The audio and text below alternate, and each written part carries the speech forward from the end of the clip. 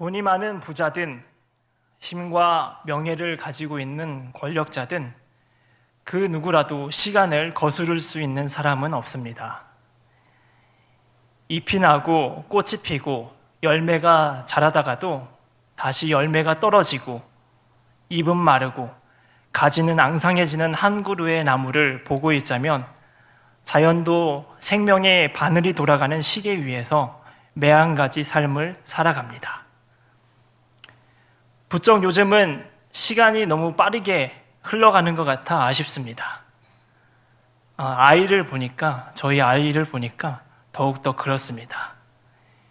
2019년에 키 49cm, 몸무게 3.86kg으로 태어나서 목 하나 가누지 못하고 뭐라도 입에만 닿으면 먹는 건 줄 알고 쪽쪽 빨았던 갓난아이였는데 찐빵을 만들며 옹알옹알 거리고 아장아장 걷던 발로 뛰어다니더니 지금은 이른바 미운 4살이 되어서 가끔 때도 쓰고 고집도 피우고 제가 잔소리를 하면은 아빠 싫어 이렇게도 말하기도 합니다.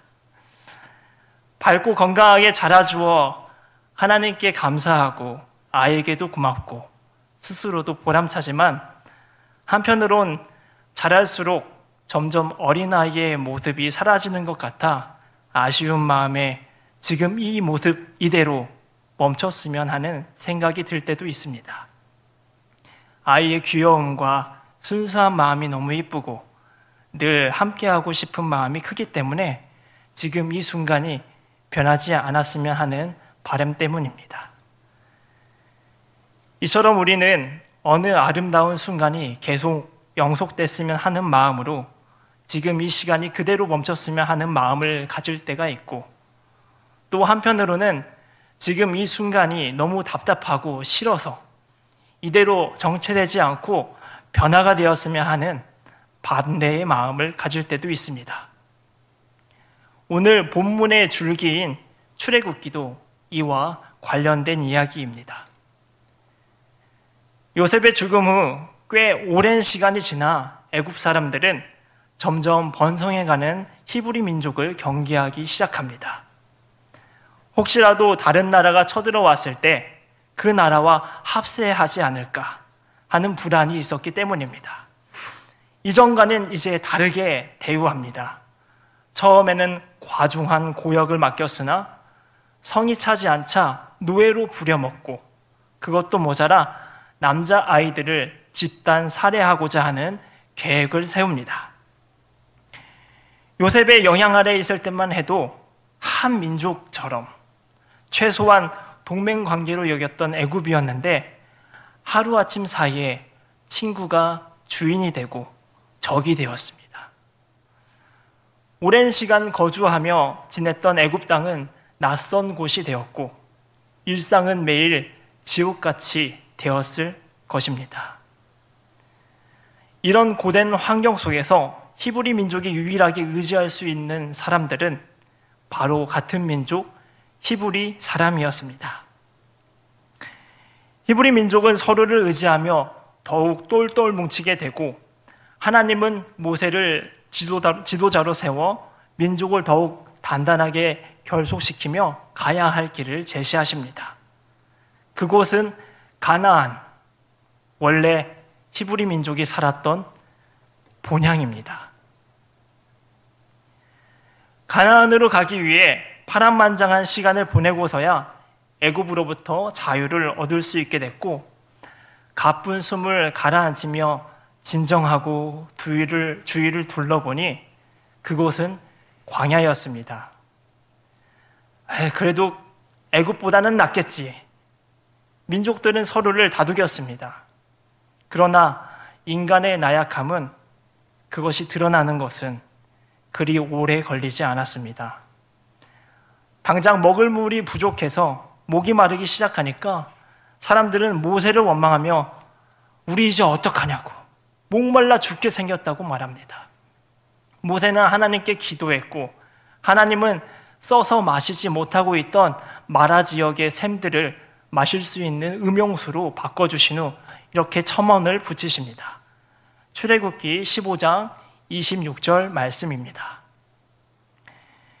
이르시되 너희가 너희 하나님 나 여호와의 말을 들어 순종하고 내가 보기에 의를 행하며 내 계명에 귀를 기울이며 내 모든 규례를 지키면 내가 애굽 사람에게 내린 모든 질병 중 하나도 너희에게 내리지 아니하리니 나는 너희를 치료하는 여호와임이라. 이미 애굽에서부터 보이셨던 여러 기적들에서 히브리 민족들에게 교훈을 주셨지만은 이번에는 직접 백성들에게 하나님이 말씀하십니다. 얘들아, 내가 언제나 너희와 함께하며 너희를 보호하고 있으니 원망하지 말고 걱정도 하지 말고 온전히 나의 계명을 지키며 의를 행하라. 며칠이 지나지 않아 백성들은 배고픔으로 인해 다시 모세를 찾아와 원망을 쏟아냅니다. 차라리 힘들었어도 애굽에서 꼬박꼬박 고기 반찬이랑 떡을 받아 먹었을 때가 좋았다. 괜히 왜 우리를 광야로 데리고 와서 이렇게 죽게 만드느냐고 원망하며 모세에게 말합니다. 사실 이 원망은 말만 모세에게 했을 뿐이지 하나님을 향한 원망이었고, 이날은 애굽에서 나온 지 고작 한 달이 된 시점이었습니다. 하나님은 모세를 통해 백성들이 원하는 떡과 고기를 먹을 수 있도록 해주겠다고 약속하며 만나와 메추라기를 주시고는 모세에게 이렇게 이르십니다. 출애굽기 16장 12절 말씀입니다. 내가 이스라엘 자손의 원망함을 들어노라. 그들에게 말하여 이르기를 너희가 해질 때에는 고기를 먹고 아침에는 떡으로 배부르르니 내가 여호와 너희의 하나님인 줄 알리라 하라 하시니라. 애굽에서부터 지금까지 하나님이 히브리 민족에게 원했던 것은 어쩌면 딱 두 가지였습니다. 첫째, 내가 언제나 너희 곁을 지키며 함께하고 있으니 나를 기억하고 믿으라. 둘째, 내가 너희에게 분부한 계명과 율법을 지키며 의를 행하라. 딱 이 두 가지였습니다. 하지만 백성들은 시련을 겪을 때마다 일전의 은혜와 배움을 까맣게 잊어버리는 말짱 도루묵이었습니다. 그래서 하나님은 백성들이 광야에 있는 동안 최소 이 두 가지를 내면 깊이 익힐 수 있도록 가르치시기로 결심하십니다. 출애굽 3개월 차, 시내산이 위치한 시내 광야에 도착했습니다. 하나님은 본격적으로 백성들을 가르치시기 위해 모세를 시내산으로 등정하게 하여 십계명과 율법을 전하십니다. 그리고 오늘 본문인 출애굽기 24장에서 하나님은 모세에게 시내산에 두 번째 등정하게끔 합니다. 첫 번째 등정이 하나님의 계명과 율법을 가르치기 위한 것이었다면 두 번째 등정은 날마다 함께하는 하나님을 기억하고 기념하는 제사를 드리기 위해 필요한 점을 가르쳐 주기 위해 두 번째로 등정하라고 한 것이었습니다. 첫 번째 등정과 마찬가지로 유일하게 모세만 하나님 가까이 오게 하고 그동안 백성들은 산 아래에서 그대로 하나님의 말씀과 율례를 잘 지키고 있으라고 명령하십니다. 어느 정도 광야 생활에 숙성된 자세를 보여주듯 백성들도 그 뜻을 겸허히 받들며 오늘 본문 3절과 같이 한 소리로 응답하여 말합니다. 여호와께서 말씀하신 모든 것을 우리가 준행하리이다. 그리 기다리겠나이다.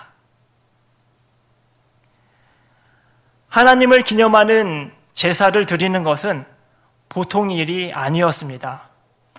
성소를 지을 예물부터 시작해서 성막 건축을 위한 디테일한 설계도, 제사장의 역할과 예복, 제사의 방식 등 수많은 내용들을 40일간 밤새도록 모세에게 하나님은 전하셨습니다. 오랜 시간이 지난 만큼 백성들은 안절부절 초조해하기 시작했습니다. 아론에게 찾아가 모세가 어떻게 잘못된 거 아니냐고, 우리 하나님은 어디에 계시냐며 불안한 나머지 우리를 위하여 우리를 인도할 신을 만들라고 아론을 압박합니다. 40일 전 여호와의 모든 말씀을 준행하며 기다리겠다고 한 백성들은 온데간데 없이 다시 말짱 도루묵이 되었습니다. 결국 아론은 금고리를 모아 금송아지 형상을 만들고는 이렇게 말합니다. 이스라엘아, 이는 너희를 애굽 땅에서 인도하여 낸 너희의 신이로다. 그제서야 불안함이 사라진 백성들은 그것이 잘못된 것인 줄도 모른 채 금송아지 형상 앞에 제단을 쌓고 먹고 마시며 기뻐했습니다. 백성들이 원망하고 미워해도 언제나 그 자리 그대로 백성들 곁을 지키던 하나님과는 달리 백성들은 그 자리를 지키지 못한 채 결국 하나님 곁을 떠나버리고 말았습니다. 어제 고 조영순 권사님의 천국 환송 예배를 드리며 참 인상 깊었던 것이 많은 성도님들이 오셔서 권사님을 위해 함께 기도하고 예배드리는 모습에서 성도님들이 정말 가족과 같다는 생각이 들었습니다. 그리고 그런 사람들이 모여서 드린 이 예배가 마치 권사님을 천국 문화까지 배웅하는 듯한 느낌이 들어서 감격스러웠고, 또 이와 같은 공동체성을 우리 교회에 심어주신 하나님께 감사했습니다. 그러면서 불현듯이 한편으론 이런 생각이 났습니다. 우리 모교회도 이랬다면 참 좋았을 텐데. 1986년 창립된 저의 모교회는 여느 개척교회와 비슷하게 소수 정예로 시작해서 2000년대 중반엔 전 교인이 300명 정도가 출석하는 곳이 되었습니다. 그리 크지 않은 규모고 창립 초반에 등록하셨던 분들이 오랜 시간 동안 친구처럼 지내면서 새로 오신 분들을 살갑게 챙기고 하다 보니까 교인들끼리 긴밀한 유대가 이어졌습니다. 저 역시도 태어날 때부터 모교의 바닥을 기어다니고 친구들과 뛰어놀면서 즐거운 시간을 보내다 보니까 교회에 있는 시간이 내 집처럼 편하게 여겨졌고, 또 무엇보다 교회에서 제일 좋았던 것은 오르간 반주를 하셨던 엄마의 오르간 소리를 주일마다 들을 수 있고, 또 친구들에게 자랑을 할 수 있었던 것이 좋았습니다. 2007년 제가 20살이 되었을 무렵 교회는 새 성전을 건축해 이전했습니다. 화려하고 웅장하게 바뀐 교회의 외형과 인테리어가 조금은 어색하기도 했지만 우리 교회도 이제 고급스러운 느낌이 나니까 다른 교회 다니는 내 친구들을 데리고 와서 뽐낼 수 있겠다는 생각이 들어서 기분이 좋았습니다. 교인들도 모두 기뻐했습니다. 그동안 기도하며 물신양면으로 함께 세운 곳이었던 만큼 교회를 더 아끼고 더 사랑했습니다. 또 이러한 열정에 기름을 붓기 위해 일산 든든한 교회를 심우하시는 장량희 목사님을 모셔서 부흥회도 열었습니다. 하지만 모교회의 평화는 딱 여기까지였습니다. 어느 날부터 교회에 소음이 들리고 균열이 일어나게 되었습니다. 성전 건축을 준비하며 그 내부의 일원 몇 명이 비리를 저지른 게 탄로나게 되면서였습니다. 교회는 강경파와 온건파로 나뉘게 됐고, 때마침 안타깝게도 평소 앓던 질환으로 위임 목사님이 돌아가시게 되면서 중심을 잡아줄 사람이 부재했습니다. 한번 생긴 균열과 파벌로 소음이 계속 나고 적과의 동침이 일상화되다 보니 교인들은 하나 둘씩 교회를 떠났고, 자신의 부모님들이 서로 다른 파벌로 대치하고 있는 청년들끼리는 어색한 사이가 됐습니다. 문제가 발생한 지 5년이 됐을 무렵 300명이었던 교회는 150명으로, 또 5년이 더 지났을 때는 50명으로, 그리고 그 이듬해 저의 모교회는 세상에서 완전히 사라져 버렸습니다.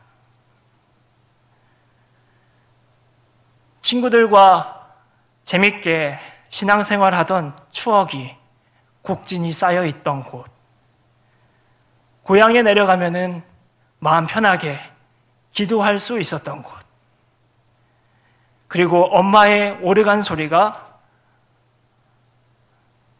들렸었던 그 오르간 소리를 들을 수 있었던 곳,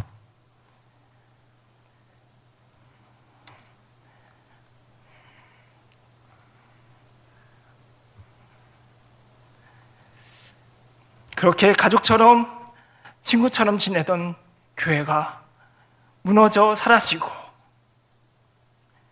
지금은 상처만 남은 채로 폐허가 되었습니다.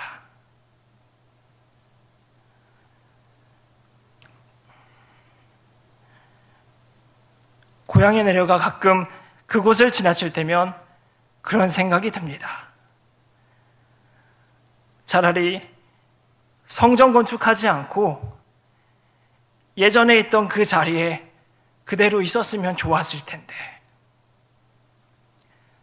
모두가 성질대로 인간적인 생각대로 하지 않고 하나님 옆자리에 그대로 남아서 하나님의 뜻을 지키고 의를 행하면서 천천히 교회를 세워갔다면 좋았을 텐데, 우리 모두가 하나님이 부탁하신 그 자리를 지키지 못하고 금송아지 앞에 흥에 겨워 춤을 추고 있는 히브리 민족과 같이 제 입맛대로 살았구나 라는 생각을 가끔 이제 그곳을 지나갈 때면 생각합니다. 금송아지 사건을 자행한 출애굽 1세대들은 그 후에도 큰 개선 없이 지내다 결국 광야에서 생을 마감하고 가나안 땅에 들어가지 못했습니다. 하지만 여호수아를 필두로 한 2세대들은 달랐습니다. 애굽에서 자신들을 구원하고 광야에서 자신들을 정성껏 돌봐주신 하나님을 날마다 기억하며 제사를 드렸고, 어려운 시련이 있더라도 다른 것이 아닌 하나님의 말씀을 의지하며 그 계명과 율례대로 의를 행하고자 노력했습니다. 그리고 그렇게 하나님 곁을 떠나지 않고 그 자리 그대로 남아 최선을 다하다 보니 마침내 그 2세대들은 가나안 땅에 들어가게 되었습니다. 인간은 새로운 것을 창조하고 소유해 경험하고자 하는 욕망에 기인하여 끊임없이 성장하고 발전하고 싶어 합니다. 하지만 지나치게 인간적인 생각과 성질대로 생태계를 교란시키다 보니 기후 환경 등의 문제가 발생됐고, 지금은 이를 다시 복구하고자 국제적으로 제도를 마련해 제자리를 찾아가고자 심혈을 기울이고 있습니다. 지금까지 지내온 교회들을 돌아보면 꼭 교회마다 묵묵히 자신의 자리에 남아있는 사람들이 있습니다. 남들 보기엔 딱히 역동적이지 않고 열정 없어 보일지 몰라도 결국 끝까지 자신에게 맡겨진 그 자리를 지키는 사람들입니다. 다른 사람들은 다 떠나도 그들은 그대로 남아 묵묵히 힘을 보태며 위로가 되어줍니다. 그래서 종종 가만히 그 자리 그대로 있을 때가 은혜일 수 있다는 생각이 듭니다. 요즘 세상과 교회가 암울한 현실을 마주하고 있습니다. 특별히 부흥과 성장을 경험하던 교회가 여러 가지 이유로 많이 침체되어 어려운 상황에 놓여 있습니다. 그런데 가끔 이런 생각을 합니다. 어쩌면 지금 남아 계신 분들이 출애굽 2세대일 수도 있다는 생각 말입니다. 우리의 기대와는 달리 계속 상황은 힘들고 어려워질 수 있습니다. 하지만 그런 상황에서도 하나님 옆자리를 그대로 지키고 말씀에 순종했던 출애굽 2세대처럼 우리가 그리 되길 소망합니다. 어떠한 상황 속에서도 하나님 곁을 떠나지 않고 그 자리 그대로 남아 하나님의 뜻을 지키고 때를 기다립시다. 어떠한 순간에서도 하나님이 맡기신 그 자리 그대로 남아 서로에게 힘이 되고 위로가 되어줍시다. 그때 비로소 이 세상과 교회가 가나안 땅이 될 것입니다. 기도하겠습니다.